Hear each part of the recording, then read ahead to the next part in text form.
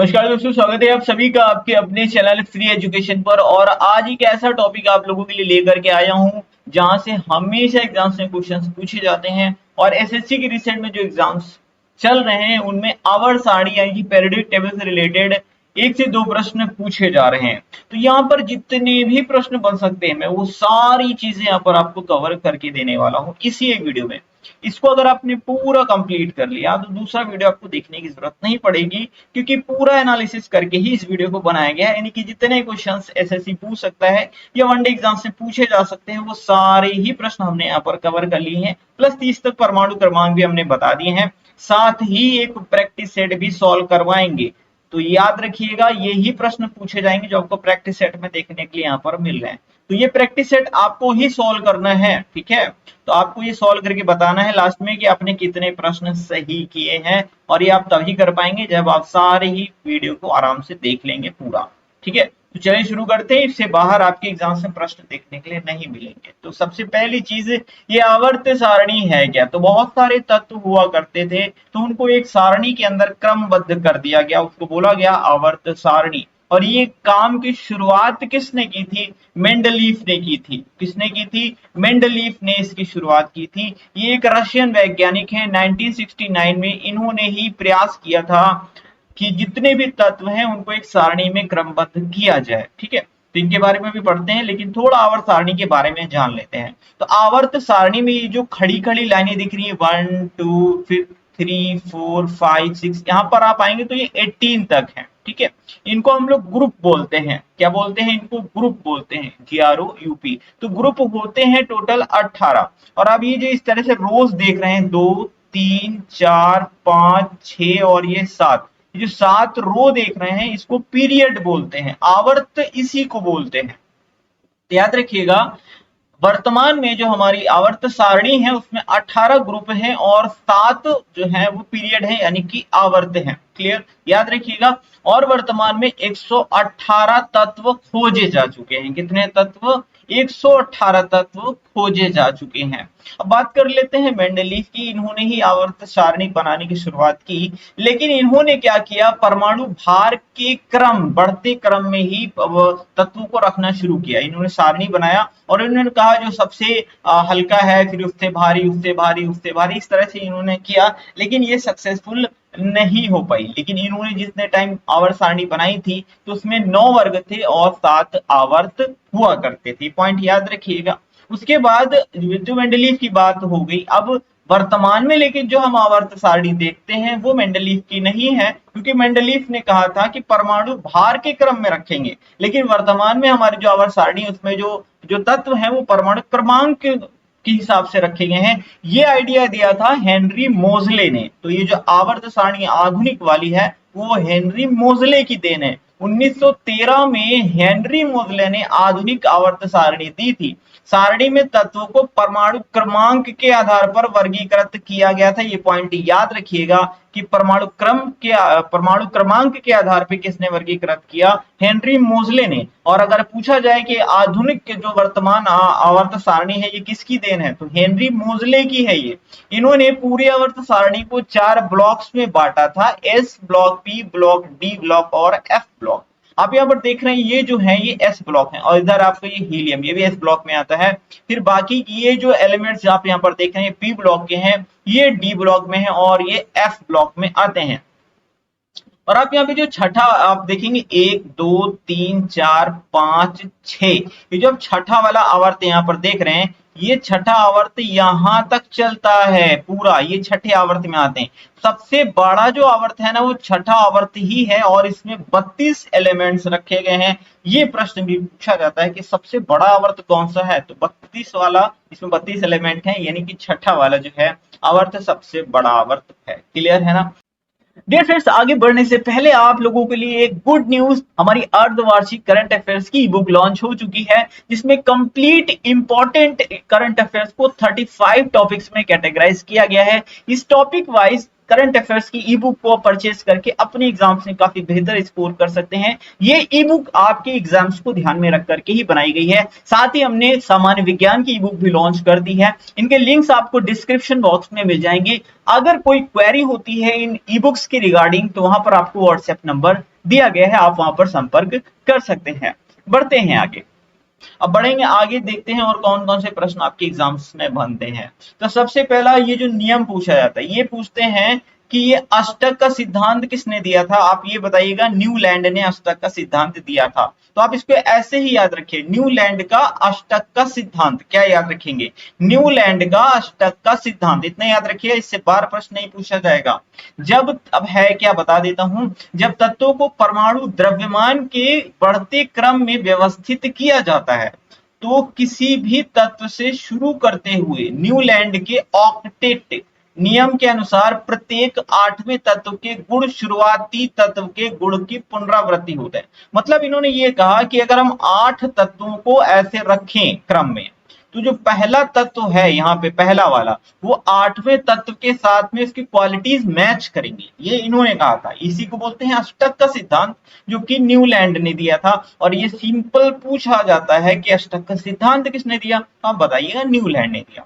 अब ये डोबे राइनर का त्रिक का सिद्धांत पूछा जाता है, इसको सबसे पहले तो याद ही ऐसे रखिए, डोबे राइनर का त्रिक का सिद्धांत। तो ये पूछेंगे कि त्रिक का सिद्धांत दिया किसने, आप बता दीजिएगा, डोबे राइनर ने दिया, एक नंबर आपका पक्का हो जाएगा। तो ये था क्या, आवर्त सारणी के इतिहास में जर्मन वैज्ञानिक डोबे राइनर ने 1813 ने 3 तत्वों का त्रिक का सिद्धांत दिया। इन्होंने 3 तत्वों को रखने की कोशिश की, परमाणु द्रव्यमान के आरोही क्रम में बनाए रखने के बीच वाले तत्व का जो परमाणु द्रव्यमान है अन्य 2 तत्वों के परमाणु द्रव्यमान के लगभग औसत होगा। इस नियम को डोबे राइनर का त्रिक सिद्धांत कहते हैं। अच्छा, मैं आपको समझा देता हूं, शायद आप समझ ना पाए हो तो मैं बताता हूं। इन्होंने कहा कि 3 एलिमेंट्स रखो, क्योंकि आवर्त सारणी बनाने का प्रयास बहुत सारे लोगों ने किया, ये कुछ फेमस थे। इन्होंने कहा ये वाला जो एलिमेंट है, ये वाला एलिमेंट है, इनका जब हम औसत निकालेंगे ना, वो बीच वाले के बराबर होगा। इस तरह से इन्होंने बताया। तो ये था इनका डोबे राइनर का त्रिक सिद्धांत, और बहुत पूछा जाता है, तो ये आप समझ चुके होंगे। अब और आगे आते हैं, देखते हैं और क्या ही प्रश्न वो पूछते हैं। एटॉमिक साइज से रिलेटेड प्रश्न पूछते हैं, यानी कि जो परमाणु का साइज होता है उससे। तो किसी समूह में, ठीक है, ऊपर से नीचे जाने पर, यानी इस तरह से ऊपर से नीचे जाने पर परमाणु का आकार बढ़ता है। याद रखेंगे, एटॉमिक साइज क्या होता है, बढ़ता है। सिंपल सी बात यही पूछेंगे कि जब हम ऊपर से नीचे जाते हैं तो एटॉमिक जो परमाणु का आकार होता है वो क्या होता है, घटता है कि बढ़ता है, कि नहीं बढ़ता है, कि कुछ नहीं होता है। तो सिंपल आप बताइएगा, बढ़ता है, क्योंकि कोशों की संख्या बढ़ती है। क्यों बढ़ता है, क्योंकि कोशों की संख्या बढ़ती। एक एक पॉइंट अपने आप में एक एक प्रश्न है, सारे प्रीवियस ईयर के हैं। किंतु बाएं से दाएं जाने पर परमाणु का आकार घटता है, क्योंकि नाभिकीय आवेश घटता है। तो याद रखिएगा, एटॉमिक साइज कब बढ़ता है, जब ऊपर से नीचे जाते हैं, तब हमारा एटॉमिक साइज, जो तत्वों का एटॉमिक साइज है, वो बढ़ता है, हमारा नहीं बढ़ता है। ठीक है, अब बात करते हैं विद्युत ऋणात्मकता की। तो आवर्त सारणी में एक पंक्ति में बाएं से दाएं जाने पर, यानी जब यूं चलते हैं, ठीक है, बाएं से दाएं जाते हैं, तब विद्युत ऋणात्मकता बढ़ती है। याद रखिएगा, बाएं से दाएं जाते हैं तो विद्युत ऋणात्मकता बढ़ती है। ऊपर से नीचे जाएंगे तो घटती है। इसमें थोड़ा सा सिस्टम उल्टा है, ऊपर से नीचे जाते हैं बढ़ती है, बाएं से दाएं जाते हैं घटता है एटॉमिक साइज, है ना। तो ये चीज याद रखिएगा, एकदम अपोजिट है दोनों एक दूसरे के। अब जो ग्रुप्स होते हैं ना, इनके कुछ नाम होते हैं, और यहाँ से प्रश्न एग्जाम्स में पूछे जाते हैं। जो इंपॉर्टेंट वाले हैं मैं वो सारे आपको बता देता हूँ।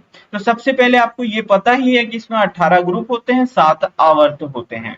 जो पहला ग्रुप होता है उसको एल्कली मेटल्स बोलते हैं, या क्षारीय धातु बोलते हैं। मैं आपको थोड़ा सा ग्रुप दिखाता हूँ। ये जो ग्रुप है ना, ये पहला वाला, अब इसमें से हाइड्रोजन है, लिथियम है, सोडियम है, पोटेशियम है, रुबिडियम है, सीजियम है, फ्रेंसियम है। ये जो आप देख रहे हैं ना, ये क्षारीय धातु हैं, एल्कली मेटल्स। और इसका जो सेकंड वाला ग्रुप होता है, इसको एल्कलाइन मेटल्स बोलते हैं। क्या बोलते हैं, एल्कलाइन मेटल्स। तो पहला वाला ग्रुप इंपॉर्टेंट है, दूसरा वाला ग्रुप भी बहुत ज्यादा इंपॉर्टेंट है। ठीक है, उसके बाद आपका ये वाला ग्रुप इंपॉर्टेंट है, 17 वाला, और 18 वाला भी बहुत ज्यादा इंपॉर्टेंट है। 18 वाला ग्रुप जो होता है, इसको इनर्ट गैसेस बोलते हैं, अक्रिय गैसें बोलते हैं। और ये जो होता है ना, इसको हैलोजन कहते हैं। जो 17वां वाला ग्रुप होता है, इसको हैलोजन कहते हैं। और इसके पहले जो 16 नंबर का ग्रुप होता है, इसको कैल्कोजन के नाम से जाना जाता है। क्या बोलते हैं, कैल्कोजन के नाम से इसको जाना जाता है। एक होता है हमारा 11वां वाला ग्रुप, वो बहुत इंपॉर्टेंट होता है, वो ये रहा।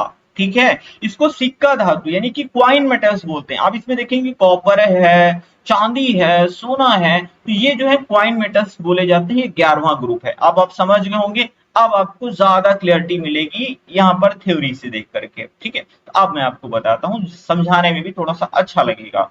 तो एल्कली मेटल्स आपने देख लिए, जो उसको बोलते हैं एल्कली मेटल्स। तो ये ग्रुप नंबर 1 होता है। यही पूछा जाएगा कि ग्रुप नंबर 1 को क्या कहते हैं, इसका नाम क्या है, इसका आपको बताएंगे एल्कली मेटल्स। अब इसमें कौन कौन से तत्व हैं ये भी कभी कभी पूछ लिए जाते हैं, लेकिन आपको याद रखना चाहिए, ठीक है। तो hydrogen, lithium, sodium, potassium, rubidium, caesium और फ्रांसियम, ये तत्व इसमें पाए जाते हैं।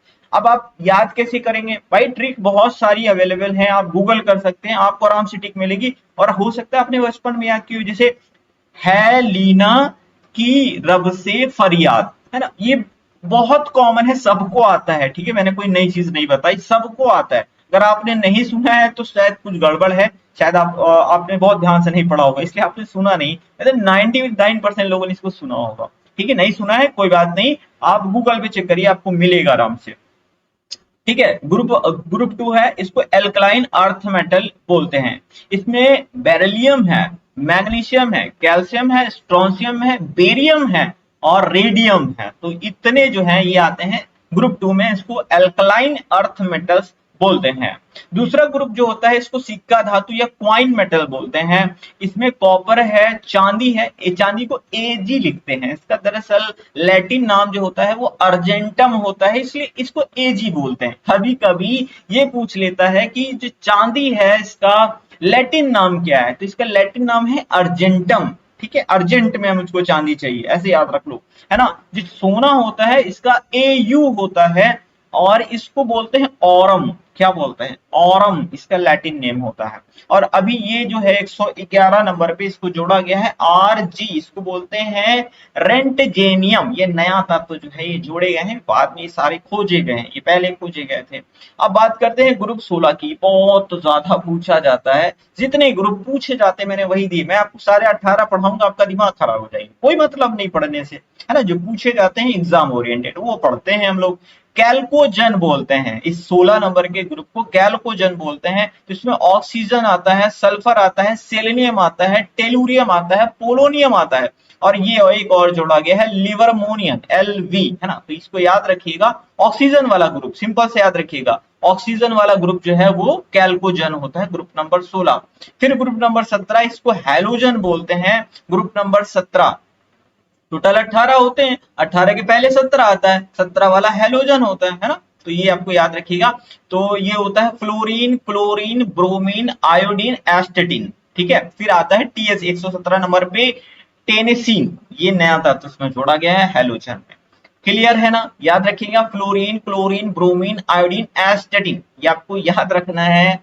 मैंने रट रखा है एकदम बचपन से ही, तो मुझे थोड़ा क्लियर है। आप 2-3 बार पढ़ेंगे तो आपको भी चीजें याद हो जाएंगी। फिर ग्रुप नंबर 18 की बात करेंगे, इसको इनर्ट गैसेस बोलते हैं, अक्रिय गैसेस बोलते हैं, इंग्लिश में कहते हैं इनर्ट गैसेस, अक्रिय गैसेस। मतलब अक्रिय का मतलब ये क्या है, निष्क्रिय है, किसी से कोई क्रिया करना ही नहीं ना इसको, तो सबसे ज्यादा अक्रिय है, ये पड़ी रहती है अपने में, किसी से कोई रिएक्शन ही नहीं करती है ना। इसीलिए तो बल्ब में ऑर्गन भरी जाती है ना, क्योंकि वो रिएक्ट ही नहीं करता भाई साहब किसी चीज से, है ना। इसमें कौन कौन सी है, तो हीलियम है, नियोन है, ऑर्गन है, क्रिप्टॉन है, जेनॉन है और रेडॉन है। और ये 118वां जोड़ा गया, ये आजकल बहुत ज्यादा पूछा भी जा रहा है, इसको बोलते हैं ओगेन्सन, ठीक है। ये भी इनर्ट गैस है, और ये सबसे भारी इनर्ट गैस है, ये आपको याद रखिए, याद रखना है। सबसे भारी इनर्ट गैस जो है वो यही वाली है, इसको बोलते हैं ग्रुप नंबर 18 इनर्ट गैस, और बहुत ज्यादा ये पूछा जाता है। ये सारे ग्रुप से रिलेटेड क्वेश्चंस हो गए। अब कुछ ऐसे एमसीक्यूज यहाँ पर मतलब वन लाइनर में मैं कवर कर रहा हूँ जो बार बार पूछे जा रहे हैं। जैसे पृथ्वी पर सबसे अधिक मात्रा में पाया जाने वाला तत्व कौन सा है, तो ये ऑक्सीजन है। ध्यान से सुनिएगा मैंने क्या कहा है, पृथ्वी पर पाया जाने वाला सबसे ज्यादा मात्रा में एलिमेंट यानी तत्व कौन सा है, वो ऑक्सीजन है। लेकिन अगर पूछा जाए पृथ्वी पर सबसे अधिक मात्रा में पाया जाने वाला धातु कौन सा है यानी मेटल, तब आप एल्यूमिनियम आंसर करेंगे। कंफ्यूजन है ना, ये तत्व है ऑक्सीजन, ये धातु है ये एल्यूमिनियम है। आवर्त सारणी में सबसे हल्का तत्व कौन सा है, हाइड्रोजन, शुरुआत ही हाइड्रोजन से है, सबसे हल्का हाइड्रोजन होता है। सबसे हल्की धातु कौन सी है, लिथियम, परमाणु क्रमांक इसका 3 होता है। याद रखिएगा। सबसे भारी धातु ऑस्मियम होती है, परमाणु क्रमांक इसका 76 होता है और इसकी डेंसिटी सबसे ज्यादा होती है। और यही डेंसिटी के साथ ये प्रश्न बहुत पूछा जाता है, भारी धातु कौन सी है, ऑस्मियम है, इसकी डेंसिटी सबसे ज्यादा होती है। फिर द्रव अवस्था में कौन सी धातु पाई जाती है, पारा बोलते हैं, ये पारा है, इसका परमाणु क्रमांक होता है 80। अब आप कहेंगे सर पारा पारा ये तो लेड बोलते हैं इसको, लेकिन ये Hg क्यों है, इसका लैटिन नेम हाइड्रोगेइरम होता है। क्या होता है, हाइड्रोगेइरम होता है, इसीलिए Hg लिखा हुआ है यहाँ पे, है ना। इस तरह से आप इसको याद रखिएगा। अब हम बात करते हैं कुछ परमाणु क्रमांक की। आजकल तो बड़ा ट्रेंड चल गया भाई साहब, सिंपल पूछ लेते हैं परमाणु क्रमांक। अच्छा एक प्रश्न बच गया, द्रव अवस्था में पाई जाने वाली अधातु कौन सी है, तो ये ब्रोमीन है। कौन सी है, ब्रोमीन है, ठीक है। अब हम परमाणु क्रमांक देख लेते हैं, उसके बाद हम एमसीक्यू सॉल्व करेंगे और एमसीक्यू में भी आपको काफी कुछ देखने के लिए मिलेगा। आपको सारे एमसीक्यू अटेम्प्ट करने हैं और देखना है कितने प्रश्न आप सही कर पा रहे हैं। सबसे पहले परमाणु क्रमांक पढ़ते हैं। आपको आइडियली बताऊं तो 30 तक आपको हर हाल में याद होने चाहिए और बहुत सारे लोगों ने याद भी किए होंगे। आप एक बार चेक करिए, hydrogen, helium, lithium, beryllium, boron, carbon, nitrogen, oxygen, वो for oxygen, fluorine, neon, inert gas आ गई है। फिर सोडियम, अच्छा सोडियम का आप कहेंगे सर SO लिखा है, तो हम ऐसे SO क्यों नहीं लिख सकते, Na क्यों लिखा है, क्योंकि इसका लैटिन नेम होता है नेट्रियम। क्या होता है, नेट्रियम होता है। क्लियर है ना, तो याद रखिएगा, कभी कभी ये पूछता है इसलिए मैं बताते हुए चल रहा हूं। मैग्नीशियम, एल्यूमिनियम, सिलिकॉन, फास्फोरस, तो ये 15 तक आपके इधर हो गए। इसको आराम से पढ़िएगा, मैं आपको पीडीएफ दे दूंगा, टेलीग्राम चैनल से जुड़ जाइएगा, लिंक आपको डिस्क्रिप्शन में मिल जाएगा। फिर सल्फर, क्लोरीन, आर्गन, ये बल्ब में भरी जाती है। पोटेशियम, कैल्शियम, कैल्शियम हड्डियों के लिए जरूरी होता है। फिर आता है scandium, titanium, vanadium, chromium, manganese, ध्यान दीजिएगा ये मैग्नीज है। क्या है, मैग्नीज है। आप इसको मैग्नीशियम से कंफ्यूज मत करिएगा, ये Mg होता है, ये Mn होता है। फिर ये आता है आयरन। अब आप कह रहे होंगे सर आयरन होता है तो IR लिख देते तो कितना अच्छा रहता है, Fe क्यों लिख दिए, तो Fe इसलिए लिखा है क्योंकि इसका लैटिन नेम होता है फेरम। क्या होता है, फेरम होता है। लैटिन नेम याद रखो, पूछा जाता है, मैं बार बार रिपीट कर रहा हूं। फिर कॉपर, सॉरी कोबाल्ट है, कोबाल्ट है, कोबाल्ट है, निकेल है, फिर कॉपर है, फिर जिंक है। तो इस तरह से 30 आपने यहां पर पढ़ लिए। वैसे मुझे 50 याद है, मैं एक सांस में 50 सुना देता हूं लेकिन उससे क्या फर्क पड़ता है, मैं सुना देता हूं, आपको आना चाहिए, ठीक है। अब हम एमसीक्यू यहां पर सॉल्व करने वाले। तो एस ब्लॉक का पहला तत्व कौन सा होता है, शुरू ही हाइड्रोजन से होता है, तो पहला ही तत्व होता है हाइड्रोजन का। मैंने आपको ब्लॉक बताए थे ना, तो ये जो इस साइड वाले दो थे ना, और ये एस ब्लॉक में आ रहे थे, फिर इधर का हीलियम भी एस ब्लॉक में था, बताया था ना। फिर इस साइड में जो थे वो पी ब्लॉक में थे, बीच वाले डी ब्लॉक में थे, लास्ट वाले जो थे वो F, S P D F. ये लैंथेनाइट और एक्टिनाइट्स इनको बोलते हैं। ऊपर वाली रो को लैंथेनाइट्स बोलते हैं।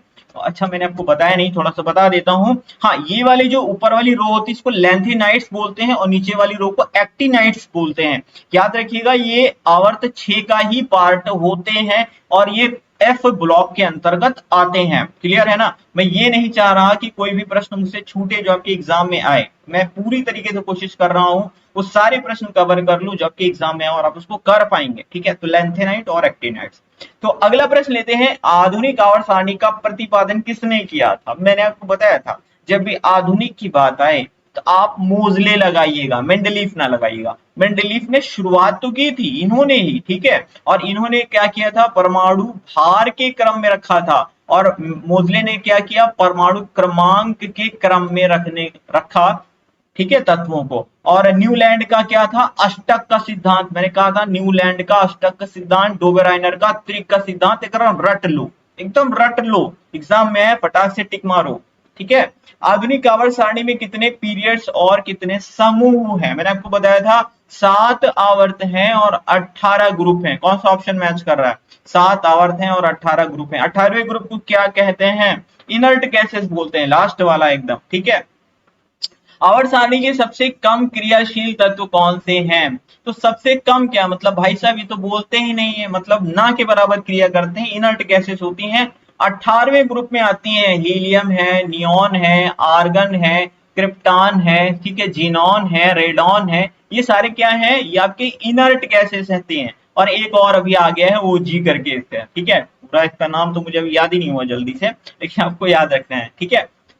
अभी मैंने आपको ऊपर बताया भी था। तो बढ़ते हैं अगले प्रश्न की ओर। अगला प्रश्न है आवर्त 6 में तत्वों की संख्या कितनी है? सबसे ज्यादा इसी में होती है, मैंने आपको बताया था 32 एलिमेंट्स होते हैं।